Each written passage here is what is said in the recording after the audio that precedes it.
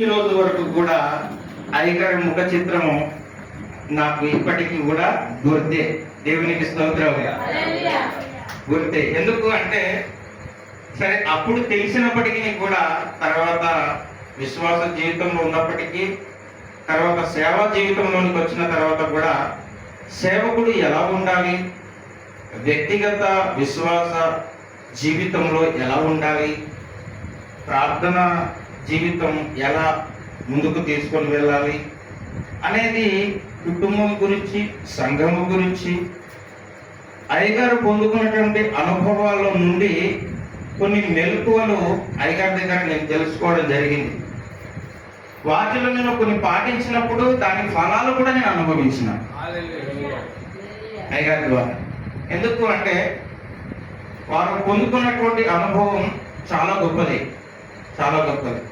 ఆ అనుభవాన్ని అనుభవించినప్పుడు, ఆ ఫలాలు చూసినప్పుడు అప్పుడు నేను నమ్మాను, నిజమే నిజమే. ఒక వ్యక్తి అనుభవించిన దానిని మనము కూడా నమ్మి అనుసరిస్తే ఆ ఫలం మన జీవితాలను నెరవేర్చబడితే అప్పుడు మనకేం కలుగుతుంది? ఏం కలుగుతుంది? నమ్మకం కలుగుతుంది. ఆ నమ్మకాన్ని నా జీవితాల్లో అయ్యగారు చెప్పినటువంటి కొన్ని విషయాలు నేను పొందుకున్నాను. అదే రీతిగా జస్ట్ ఇప్పుడు 1 ఇయర్ కాలంలో, ఈ సంవత్సర కాల వ్యవధిలో కూడా దైవజనులు మరింత బలమైనటువంటి సందేశాలు ఇస్తున్నారు. అది ఎక్కడంటే చిన్నతలపల్లి ప్రాంతంలో నేను చూశాను. గృహకూడికలలో ఈ రోజు కూడా మీరు గమనించారా?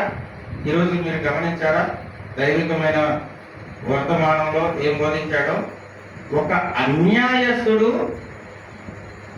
ఆశపడుతున్నాడట.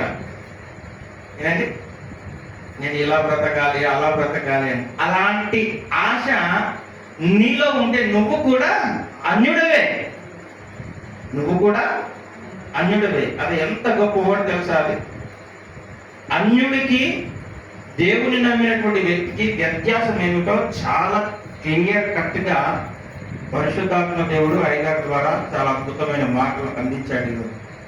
కాబట్టి ఈ సమయం ముందు ఈ రోజు ఎవరిని పిలుద్దాం దైవికమైన వర్తమానం అందించడానికి అని చెప్పేసి ప్రవీణ్ బ్రదర్ కానీ, తర్వాత స్టీఫెన్ పాల్ కానీ, దుర్గన్న కానీ, వర్షన్న కానీ, మేము కానీ గత 2 రోజుల నుంచి ప్రార్థనలో పెట్టి ఆలోచన చేస్తూ ఉన్నప్పుడు ఎలీషా గారిని పిలుద్దామని ఒక మాట చెప్పారు.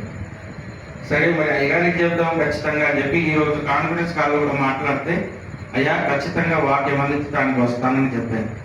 ఈరోజు వాక్యం అందించడానికి వచ్చి బలమైన వాక్యాన్ని మాకు అందించి మమ్మల్ని బలపరిచినందుకు అయ్యగారికి ప్రత్యేకమైన హృదయపూర్వకమైన వందనాలు తెలియపరుస్తూ ఉన్నాను.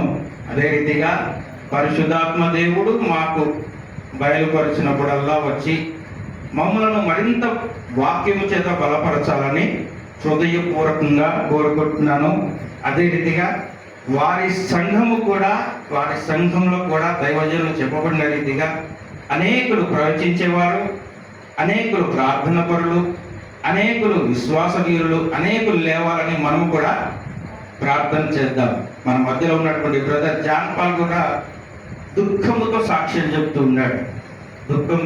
చెప్పాడు. చాలా సంతోషం అనిపించింది. నిజమే, అలాంటి సాక్షులు మన సంఘంలో కూడా లేవాలి. దేవునికి స్తోత్రం. దేవుడు ఇచ్చినటువంటి ఈ కొద్ది తలంపును బట్టి ప్రభునామం పరుస్తూ అయ్యగారికి ప్రత్యేకంగా వందనాలు తెలియపరుస్తూ మాట ముగిస్తున్నాను. అందరికీ